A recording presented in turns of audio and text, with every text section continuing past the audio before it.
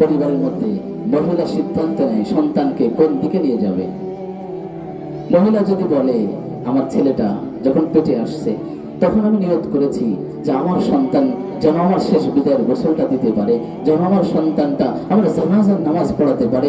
ভাড়া করা ইমাম পড়াবে তো চোখে পানি আসবে না, ভাড়া করা ইমাম পড়াবে তো তেমন দরদ আসবে না, দরদ তো আসবে সন্তানের, দরদ তো আসবে নাতি সন্তানের। আমি গত বছরে উমরার সফরে ছিলাম, মক্কায় থাকা অবস্থায় আমার দাদি মৃত্যুবরণ করেছে। আমার দাদির বহুত বড় স্বপ্ন ছিল আমি যেন জানাজার নামাজটা পড়াই, কিন্তু আমার কপালে হয়তো জানাজার নামাজ পড়ানোর তৌফিক ছিল না। এইভাবে আমার ফয়সালা ছিল। কিন্তু যখন আমার দাদি ইন্তেকাল করে আমার বাড়ির থেকে ফোন দিল, সেই সময় মক্কাতে মাগরিবের আযান হচ্ছে, মাগরিবের আযান হচ্ছে। নামাজটা কেমন শেষ হয়েছে, নামাজটা শেষ করার সাথে সাথেই কাবার সেই দরজা ধরে, চৌকাঠ ধরে, মুলতাজাম ধরে, জীবনে ধরে কাঁদলে আল্লাহ তাআলার নবীর ওয়াদা দোয়া কবুল হবে, গুনাহ ক্ষমা করা হবে। আমি দৌড়ায় নামাজটা শেষ হইতে দেরি সাথে সাথে দৌড়ায় দিলাম, আল্লাহুম্মা গফিরলি জান্নাতি, আল্লাহুম্মা গফিরলি জান্নাতি। ও আল্লাহ, আমার দাদিকে তুমি ক্ষমা করে দাও।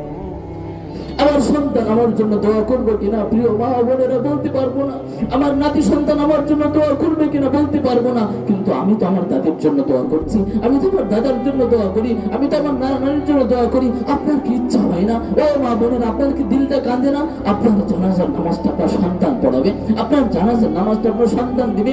কবর দেওয়ার পরে যখন সব মানুষ চলে আসবে, আপনি বলুন তো দৃশ্যটা বড় চমৎকার হবে, কত চমৎকার হবে। কবর দেওয়ার পরে আমাদের এলাকাতে কি হয়, যারা গোরস্থানে কবর খুঁড়ে তারা ঠিক মতো নামাজ কালামা পড়ে না, কিন্তু তারা শেষ বিদায়ে আপনার কবরটা খুঁড়ে কোন রকম কোদাল দিয়ে গুছিয়ে টুছিয়ে চলে আসে। একজন যে দোয়া করবে, রেওয়ায়াতের মধ্যে হাদিসের কিতাবের উল্লেখ আছে, বহু রেওয়ায়াতের মধ্যে আছে, ওখানে কিছুক্ষণ অবস্থান করতে হয়, দোয়া করতে হয়। বলুন তো আপনার দৃশ্যটা কত চমৎকার হবে। যদি আপনার একটা সন্তান থাকে, যদি আপনার নাতি সন্তান থাকে, সে কোনোদিন এটা ছেড়ে আসতে পারবে না। তার তো মাদ্রাসার জ্ঞান আছে, তার তো জানা আছে। রাসূল বলেছেন এখন যদি দোয়া করা হয়, এখন যদি সূরা বাকারার শেষ দিয়ে আয়াত পড়া হয়, এখন যদি ইয়াসিনের 10 আয়াত তেলাওয়াত করা হয়, এরপরে যদি আরো আয়াত নসিস পড়া হয়, তাহলে আমার মা বাবা আমার দাদা দাদির এখন প্রশ্ন উত্তর দেওয়া সহজ হবে। উনি একটু ওসিয়াত এবং একটু সাধারণ মনে করবেন, একটু সহজ হবে।